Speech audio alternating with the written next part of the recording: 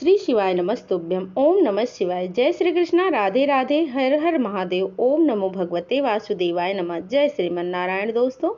दोस्तों आज आप सब सुनेंगे संतोषी माता व्रत कथा। प्रेम से बोलिए संतोषी माता की जय हो, माता लक्ष्मी की जय हो। एक बुढ़िया थी और उसके 7 बेटे थे। 6 बेटे कमाने वाले थे और एक बेटा निकम्मा था। बुढ़िया माई 6 पुत्रों की रसोई बनाती थी, भोजन कराती थी और पीछे से जो कुछ बचता था वह 7वें पुत्र को दे देती थी। परंतु वह बड़ा भोला भाला था, मन में कुछ विचार ही नहीं करता था। एक दिन वह अपनी बहू से बोला, देखो मेरी माता मुझ पर कितना प्रेम लुटाती हैं। वह बोली, क्यों नहीं, सबका जूठा बचा हुआ तुम्हें खिलाती है ना। वह बोला, ऐसा भी हो सकता है क्या? मैं जब तक अपनी आंखों से नहीं देख लूं मैं नहीं मान सकता। बहू ने हंसकर कहा, देख लोगे तो मानोगे ना। कुछ दिन बड़ा त्योहार आया। घर में 7 प्रकार के भोजन, चूरमा के लड्डू बने। नाचने को सर के दर्द का बहाना करके पतला कपड़ा सिर पर ओढ़कर रसोई घर में ही सो गया और कपड़े में से सब कुछ देखता रहा। 6 भाई आए भोजन करने। उसने देखा माँ ने उनको सुंदर सुंदर आसन बिछाए, 7 प्रकार की रसोई परोसी। वह आग्रह करके उनको जिमाती रही और वह देखता रहा। 6 भाई भोजन करके उठे तब माँ ने उसकी जूठी थालियों में से लड्डुओं के टुकड़े को उठाया और एक लड्डू बनाया। जूठन साफ करके बुढ़िया माई ने पुकारा, उठ बेटा, 6 भाई भोजन करके गए हैं, अब तू ही बाकी है, अब तू भी आके खा जा। तो वह बोला, नहीं माँ, मुझे भूख नहीं लगी है, मैं तो परदेश जा रहा हूँ। माता ने कहा, कल का जाता है तो आज ही चला जा। वह बोला, हाँ हाँ मैं आज ही जा रहा हूँ।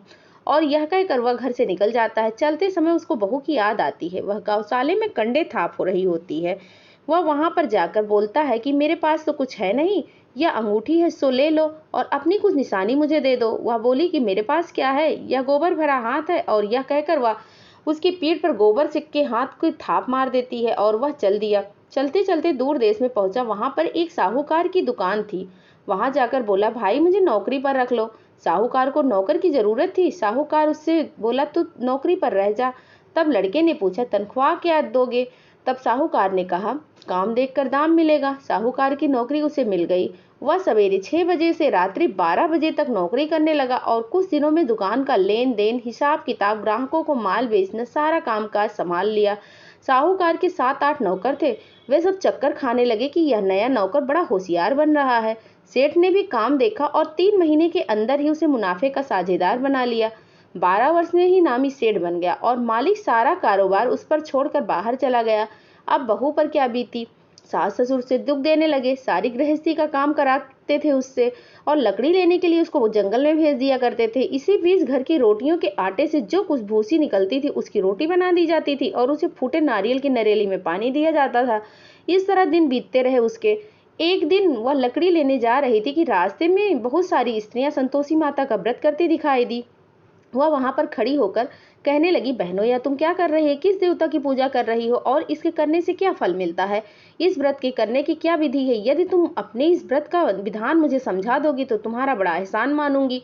तब उनमें से एक स्त्री बोली, सुनो, यह संतोषी माता का व्रत है, इसके करने से निर्धनता दरिद्रता का नाश होता है, लक्ष्मी आती है, मन की चिंताएं सारी दूर हो जाती हैं, घर में सुख समृद्धि आती है और मन प्रसन्न रहता है और मन को शांति मिलती है।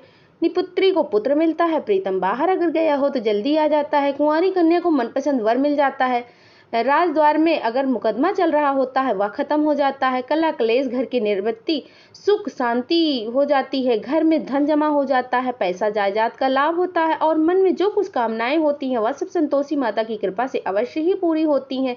स्त्री कहने लगी, 1.25 आने का गुड़ चना लेना, इच्छा हो तो 5 आने का ले लेना और या एक अपनी सहूलियत के हिसाब से ले लेना, बिना परेशानी, श्रद्धा और प्रेम से जितना भी बन सके सवाया लेना, 5.25 पैसे से 5.25 आने तक, इससे भी ज्यादा शक्ति और भक्ति के अनुसार ले लेना और हर शुक्रवार को निराहार रहकर कथा कहना और सुनना, इसके बीच क्रम नहीं टूटे, लगातार नियम पालन करते रहना, सुनने वाला कोई ना मिले तो घी का दीपक जलाकर उसके आगे जल के पात्र को रखकर कथा कहना, परंतु नियम ना टूटे, जब तक कार्य सिद्ध ना हो नियम पालन करते रहना, कार्य सिद्ध हो जाने पर व्रत का उद्यापन करना।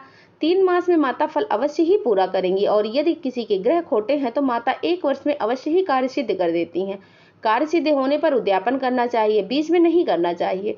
उद्यापन में 2.5 सेर आटे का खाजा तथा इसी अनुसार से खीर और चने का साग बनाना, 8 लड़कों को भोजन कराना, जहां तक मिले देवर जेठ भाई बंधु कुटुंब के लड़के को लेना, ना मिले तो रिश्तेदार और पड़ोसियों के लड़के को ले बुलाना, उन्हें भोजन कराकर यथाशक्ति दक्षिणा देना और माता का नियम पूरा करना। उस दिन घर में कोई खटाई नहीं बनाना चाहिए। यह सब सुनकर बुढ़िया की बहू वहां से चल दी। रास्ते में लकड़ी की बोझ को बेच दिया और उन पैसों से गुड़ चना लेकर माता के व्रत की तैयारी करने लगी। आगे चली और सामने मंदिर था। यह सुनकर माता के मंदिर में जाकर माता के चरणों में लेट गई। इसके बाद वह माँ से विनती करने लगी कि हे माँ, मैं निपट मूर्ख हूँ, व्रत के नियम कुछ नहीं जानती हूँ, मैं बहुत ही दुखी हूँ। हे माता जगत जननी, मेरे दुख को दूर करो, मैं आपकी शरण में आई हूँ। तब माता को दया आई। एक शुक्रवार बीता कि दूसरे शुक्रवार को ही इसके पति का पत्र आया और तीसरे शुक्रवार को उसका भेजा हुआ पैसा भी आ गया। और यह देखकर जेठानी मुंह सिकोड़ने लगी। इतने दिनों में इतना पैसा आया, इसमें कौन सी बहुत बड़ी बात है। लड़के ताने देने लगे कि काकी के पास तो पत्र आने लगे हैं, पैसा आने लगा है, अब तो काकी की खातिरदारी बहुत बढ़ जाएगी, अब तो काकी बुलाने से भी नहीं बोलेगी। बेचारी सरलता से कहती है, भैया पत्र आएगा, रुपया आएगा तो हम सबके लिए अच्छा है ना। ऐसा कहकर आंखों में आंसू भरकर संतोषी माता के मंदिर में आकर मातेश्वरी के चरणों में गिरकर रोने लगी। माँ, मैंने तुमसे पैसा नहीं मांगा था, मुझे पैसे से क्या काम है, मुझे तो अपने सुहाग से काम है, मैं तो अपने स्वामी के दर्शन और सेवा मांगती हूँ। तब माता ने प्रसन्न होकर कहा, जा बेटी, तेरा स्वामी अवश्य ही आएगा। यह सुनकर खुशी से बावली होकर घर जाकर काम करने लगी। अब संतोषी माँ विचार करने लगी कि इस भोली पुत्री को मैंने कह तो दिया है तेरा पति आएगा, पर आएगा कहाँ से, वह तो इसको स्वप्न में भी याद नहीं करता, इसे याद दिलाने तो मुझे ही जाना पड़ेगा। इस तरह माता उस बुढ़िया के बेटे के पास जाकर स्वप्न में प्रकट होकर कहने लगी, साहूकार के बेटे सोता है या जागता है। वह कहता है, माता सोता भी नहीं हूँ और जागता भी नहीं हूँ, बीच में ही हूँ, क्या आज्ञा है कहो।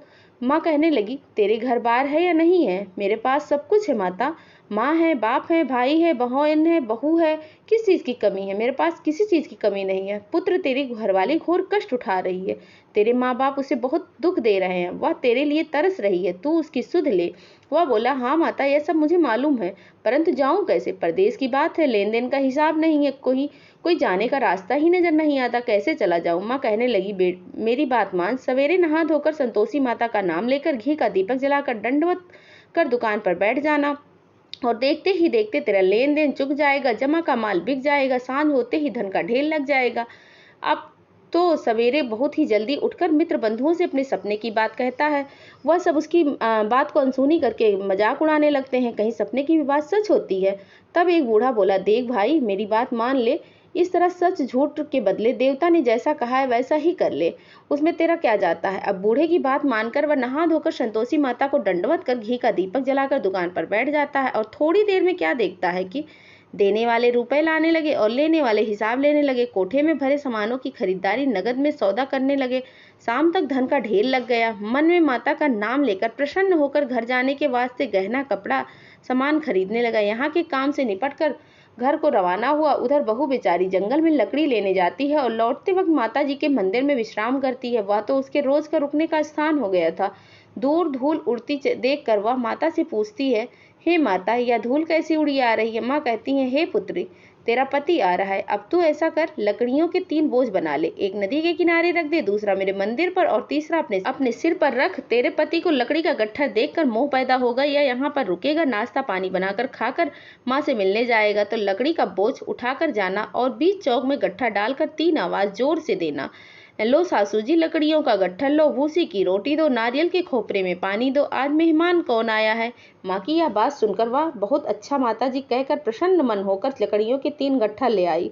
एक नदी के तट पर रखी और एक माता के मंदिर पर रखी और इतने में ही वह मुसाफिर आ गया। सूखी लकड़ियों को देखकर उसकी इच्छा हुई कि अब यहाँ पर रुककर वह कुछ भोजन आदि बनाकर खाकर गांव को जाएगा। इस प्रकार भोजन बनाकर विश्राम लेकर गांव को गया। उसी समय बहू सिर पर लकड़ी का गट्ठर लिए आती है, उसे आंगन में डालकर जोर से 3 आवाज देती है, लो सासू जी, लकड़ी का गट्ठर लो, भूसी की रोटी दो, नारियल के खोपरे में पानी दो, आज कौन मेहमान आया है।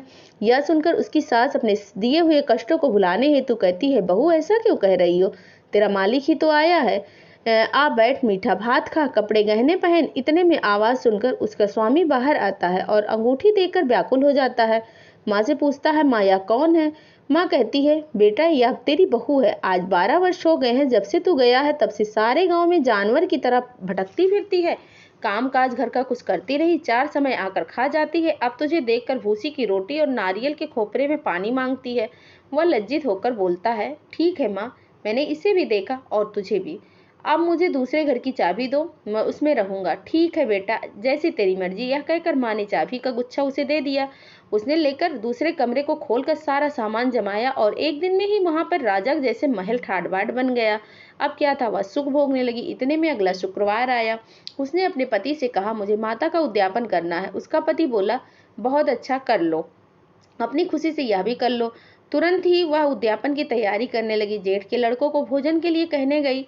उसने मंजूर किया, परंतु पीछे से जेठानी अपने बच्चों को सिखाती है, देखो भोजन के समय सब लोग खटाई मांगना, जिससे उसका उद्यापन ही पूरा ना हो। लड़के खाना खाने आए, खीर पेट भर के खाई, परंतु बाद में बात याद आते ही कहने लगी कि हमें कुछ भी नहीं, खटाई खाने को दो, खीर खाना हमें नहीं भाता। यह देखकर अरुचि होती है। तब बहू कहने लगी, खटाई किसी को नहीं दी जाएगी, यह तो संतोषी माता का व्रत है। तब लड़के उठकर खड़े हुए और बोले, पैसे लाओ। भोली बहू कुछ जानती नहीं थी, सो उन्हें पैसे दे दिए। लड़के उसी समय उठकर इमली लेकर खाने लगे और यह देखकर बहू पर माता ने कोप किया। राजा के दूत उसके पति को पकड़ कर ले गए और जेठ जेठानी मनमाने खोटे वचन कहने लगे। लूट लूट कर धन इकट्ठा कर लाया है, सो राजा के दूत उसे पकड़ कर ले गए हैं। अब सब मालूम हो जाएगा जब जेल की रोटी खाएगा। बहू से यह सब वचन सहन नहीं हुआ। वह रोती रोती माता के मंदिर में गई। बोली, हे माता, तुमने यह क्या किया? हंसाकर क्यों रुलाती हो? माता बोली, पुत्री, तूने उद्यापन करके मेरा व्रत भंग किया है, इतनी जल्दी सब बातें भूल गई। वह कहने लगी, माता, मैं भूली तो नहीं हूँ और ना ही कुछ अपराध किया है। मुझे तो लड़कों ने ही भूल में डाल दिया। मैंने भूल से उन्हें पैसे दे दिए, मुझे क्षमा करो माता। माँ बोली, ऐसी भी क्या भूल, ऐसी कहीं भूल होती है? वह बोली, माँ मुझे माफ कर दो, मैं फिर से तुम्हारा उद्यापन करूंगी। माँ बोली, अब भूल मत करना। वह बोली, मैं नहीं करूंगी अब भूल। अब बताओ वह कैसे आएंगे? तब माँ बोली, जा पुत्री, तेरा मालिक तुझे रास्ते में ही मिल जाएगा। वह निकली, रास्ते में पति आता मिला तो उसने पूछा, तुम कहाँ गए थे?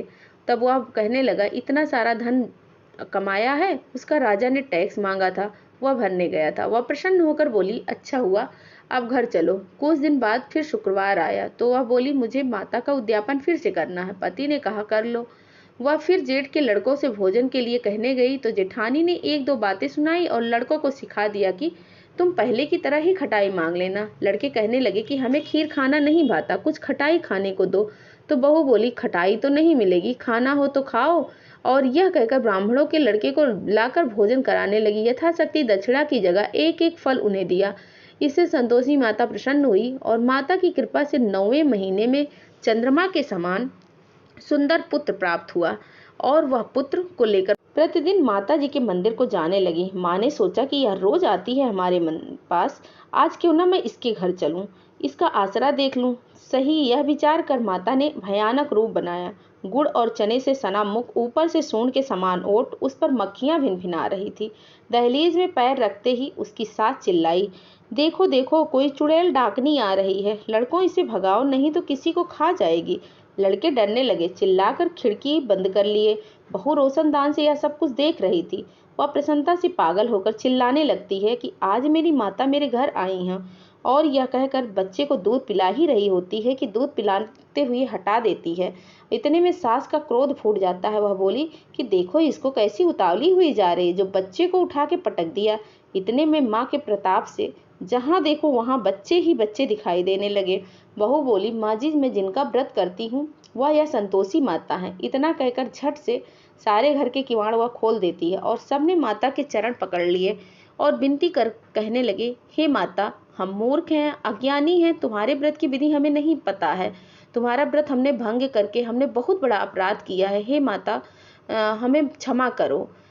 जय संतोषी माता। हे माता, बहू को जैसा फल दिया वैसा ही सबको देना। जो भी यह कथा पढ़ेगा या सुनेगा उसके सभी मनोरथ कार्य सिद्ध करना। प्रेम से बोलिए संतोषी माता की जय हो।